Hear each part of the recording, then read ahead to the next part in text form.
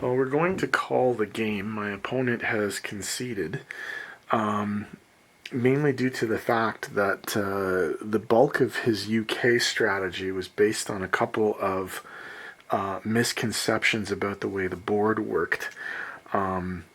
Early in the game, if you noticed, he was doing quite a bit with Malta, and he thought there was an air base on Malta, which was going to affect a lot of the moves that he had. And when there wasn't an air base there, he couldn't do a lot of the things that he wanted to do. The other thing that he thought he was able to do, it was a somewhat misunderstanding of the rules, is he thought he would be able to pump capital ships out of here because he had a naval base. But of course, in the BBR, the rule is that if it's a minor factory, it has to be adjacent to a sea zone with a shipyard logo. And so that screwed up his strategy. That's actually the turn that he was going to play, the UK turn that he was going to play. He sent me, the plan was to build a carrier and a battleship here.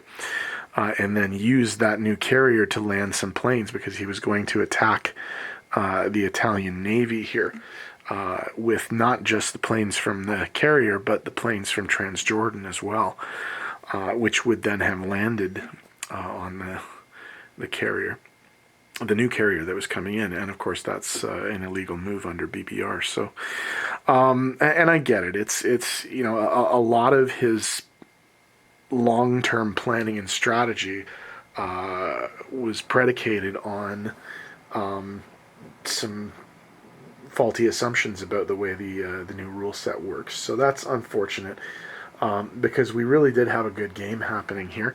I may end up actually playing it out and see what happens.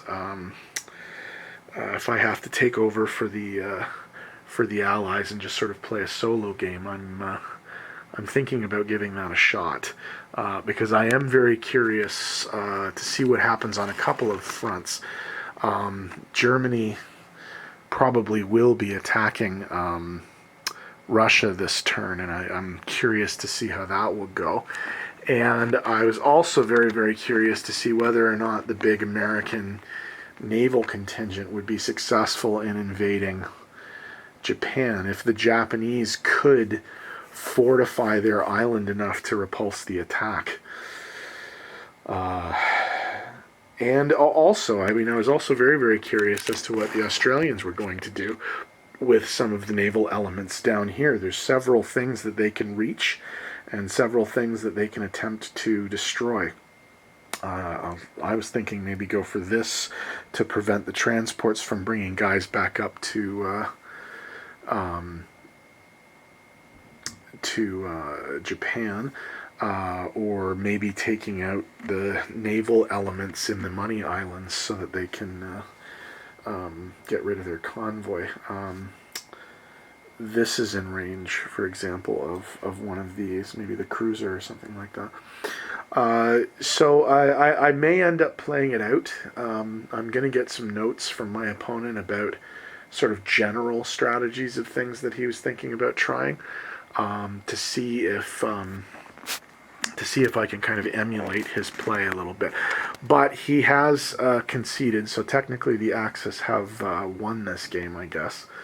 But again, as I said, I'm going to keep playing it and see what goes on, see what happens. Anyway, so that's that.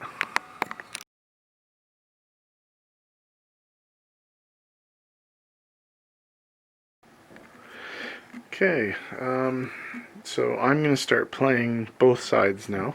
My opponent has conceded, but I'm going to play the game out to see what happens. I did get some notes from him about general strategies, and I found out what all of his tech research was. So I'll try and play the game to the best of my ability, roughly the way he would have, I think, or at least close to. But of course, you know, I'm going to come up with my own ideas as well. So the British have that's $44 to spend. They have to spend $4 on tech. They're going to save $1. They're going to buy an air base. they're going to buy a cruiser, and they're going to buy a bomber, a strategic bomber. Okay, they will be making some attacks, mainly in the med area. So let's zoom in on this area and have a look. Okay, the tank and mech infantry are going to blitz through Tobruk and Italian Libya and end up there. So that's a walk-in. The 4 infantry in eastern Iran are going to try and take Iran with the help of 1 tactical bomber from Transjordan.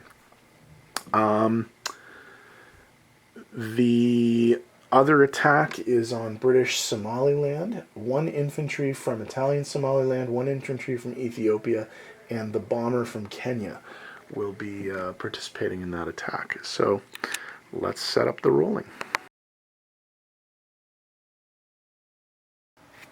All right, this is the attack on British Somaliland? British Somaliland. Okay. 2 unsupported infantry at 1. And 1 strategic bomber with 2 2s. Hit. Defense. Miss. So the British take the territory with no casualties.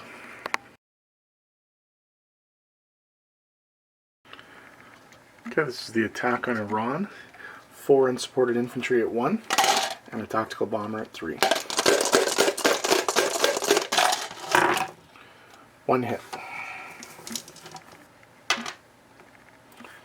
So one of these guys is dead.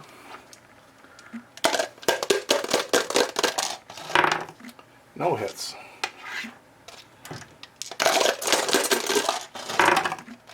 No hits. No hit.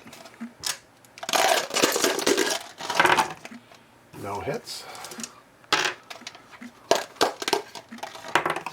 No hit. 2 hits. Only needed 1. 1 hit. So the British take the territory with 1 casualty. Okay, for non-combat. 4 infantry from El Alamein are going to move into Egypt. 1 infantry and 1 artillery are going to load up onto the transport in C-Zone 98 and offload in Transjordan. The infantry and artillery in Italian Somaliland are going to hop on the transport, and the transport and the battleship are going to come into C-Zone 98. They will also offload into Transjordan. The tactical bomber that participated in the Iran attack will land in Transjordan. The fighter that's already in Transjordan will land in Egypt. The fighter in Anglo-Egyptian Sudan will land in Egypt. And yeah, I think that is actually all the movement. So we'll tidy that up and come back with placements and money.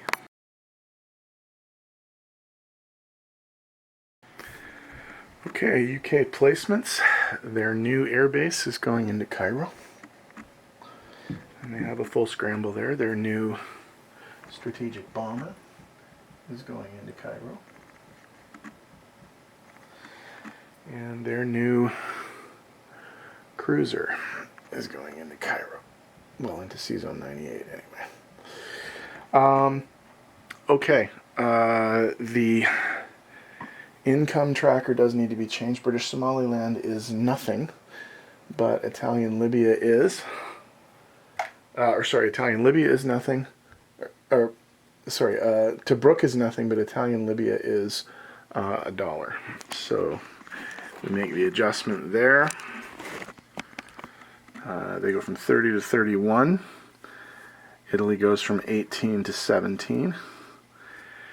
And before we do the income, however, there is a convoy situation for the Brits. It's in C-Zone 109.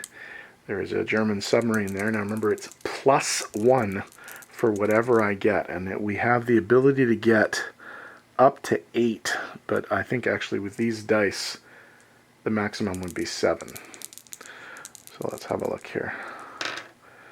So we only get 1. So that's good for the British. So instead of getting 31 IPCs base income, they're going to lose $1 for the convoy. So they'll get 30 IPCs base income, plus 5 for controlling El Alamein, Egypt, and Transjordan, and plus 2 for controlling Iran.